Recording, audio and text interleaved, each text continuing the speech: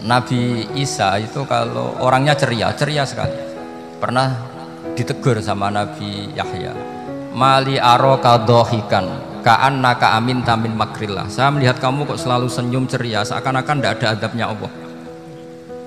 Terus Nabi Isa balas ke Yahya, mali aroka abisan ka'annaka ayista min rahmatillah. Kamu kok merengut terus, koyok ning donya ora ono rahmat.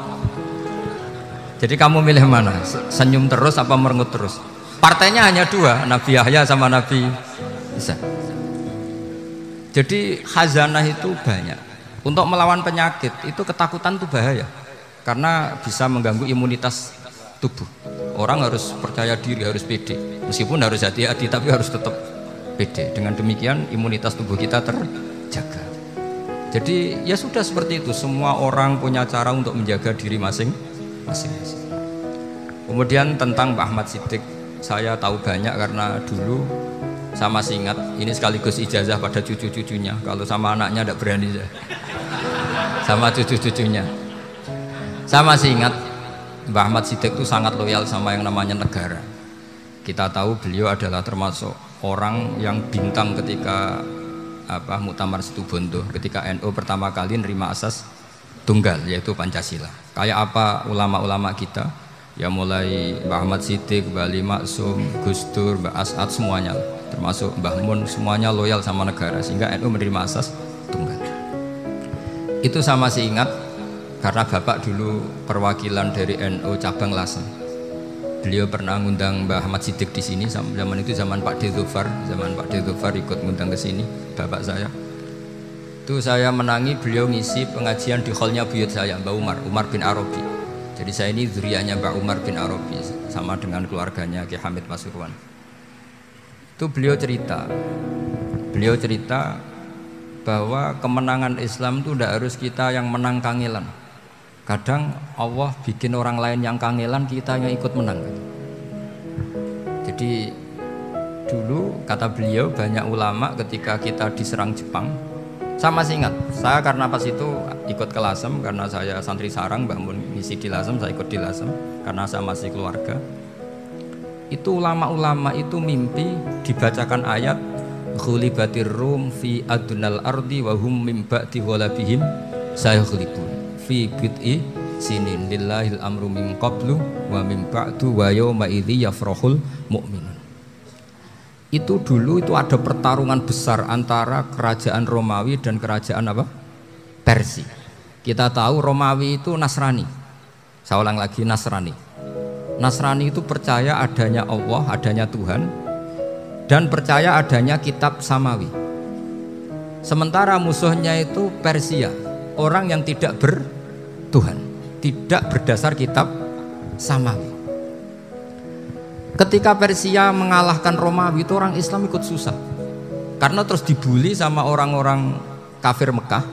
Orang kafir Mekah adalah orang yang tidak punya kitab samawi. Katanya orang kafir Mekah, iku lho balamu. Jute duwe kitab, jarene di hubungan mbek langit, nyatane perang keok. Paling kon ya padha. Jadi ada analogi bahwa kalahnya orang Nasrani itu dianggap simbol kekalahan orang yang bertautan atau berhubungan dengan langit. Akhirnya orang Islam susah. Saking susahnya orang Islam sampai Abu Bakar itu tanya, ya Rasulullah, lalu orang Romawi menang itu kapan? Terus ada surat turun fi bid'i sinin, ya kira-kira 3. Abu Bakar pas itu belum alim-alim amat, jadi ngartikan 3 itu ya 3 betul, sehingga beliau masyhur itu cara Jawa totoan itu kimar. Pokoknya nanti Romawi pasti menang 3 tahun lagi. Akhirnya ketika datang itu taruhannya dengan 10 unta. Datang ke Rasulullah, Nabi menjelaskan, "Lunda, bid'u itu mabena salas ilatis itu 3-9. Kamu jangan bilang 3. Ya sudah, taruhannya ditambah sampai 100 unta. Tapi pembuktiannya enggak 3 tahun, tapi nunggu 9 tahun. Sampean jangan tanya, berarti dulu pernah taruhan halal. Zaman sebelum ngaji saya, sampean sudah sering taruhan, jadi jangan nyalahkan saya. Nanti itu ada ilmunya, namanya nasah mansukh. Dan taruhannya Abu Bakar tidak kayak sampean. Taruhan yang sangat-sangat demi Islam, bukan demi hadun nafsi.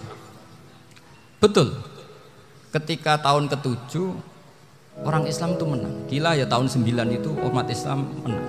Menangnya umat Islam mengalahkan musyrik Mekah itu di Badar. Romawi mengalahkan apa? Persia. Gara-gara Romawi mengalahkan Persia itu cara berpikir orang tuh rubah. Ternyata langit itu ada, kekuatan langit itu ada.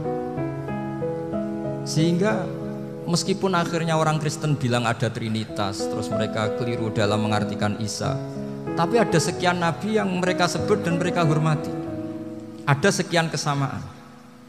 Sehingga dalam Islam, saya ulang lagi, dalam Islam, andai kan disuruh milih orang komunis sama orang Nasrani, Islam tentu sama-sama kerjasama, milih sama yang Nasrani, karena ini ahli kitab, kerjasama loh, bukan milih menjadi Nasrani. Nanti kalian salah paham, senangannya terus bully, itu semangatnya pasti hasad. Nah, terus lalu relevansinya dengan Indonesia gimana? Wa yauma idzi yafrahul mu'minun, ketika orang Romawi yang punya kitab samawi mengalahkan Persia yang tidak punya kitab samawi, itu orang Islam ikut bunga, ikut gembira. Itu semua kiai banyak yang mimpi seperti itu. Ini cerita Pak Ahmad Siddiq, saya dengarin. Ternyata betul, Jepang itu nggak dikalahkan Indonesia. Jepang, Hiroshima dan Nagasaki dibom oleh apa? Sekutu. Akhirnya Jepang pulang. Pas Jepang pulang, Indonesia merdeka. Itu dulu kiai-kiai sudah nakwil bahwa menangnya Indonesia itu tidak harus mengalahkan penjajah. Pokoknya nanti penjajah ada yang mengalahkan. Jadi Indonesia, orang Islam zaman itu tidak bisa mengalahkan Persia. Yang mengalahkan itu Romawi. Tapi orang Islam ikut gembira. Itu sebenarnya wa yauma idzi yafrahul mu'minun binasrillah. Jadi orang itu cara berpikir Quran itu beda. Sehingga saya ini cerita ke cucu-cucu Mbah Siddiq karena ya nasabnya sama sampai saya, karena sama-sama sampai Mbah Sambu. Bedanya keluarga saya lewat Mbah Abdul Azim, kalau yang keluarga sini lewat namanya Mbah Yusuf. Itu saudara sama Mbah Abdul Azim, sama-sama sampai Mbah Sambu. Tapi keinginan saya tentu bukan sekedar silaturahim gagah-gagahan diceluk Gus. Celuk Gus repot. Nak ora alim ra pantes. Nak beling ra pantes. Salam templek 1.000 jaluk swarga. Tuhan, kok mentalan yang 1.000 jaluk. Kamu nginep di hotel 100.000 itu tidak cukup, apalagi untuk bayar apa? Surga. Itu nggak sopan sekali. 1 juta ya nggak bisa itu. 100 juta juga nggak jelas juga. Terus sampean mendingan nggak usah salam template. Malah nggak mungkin masuk surga kalau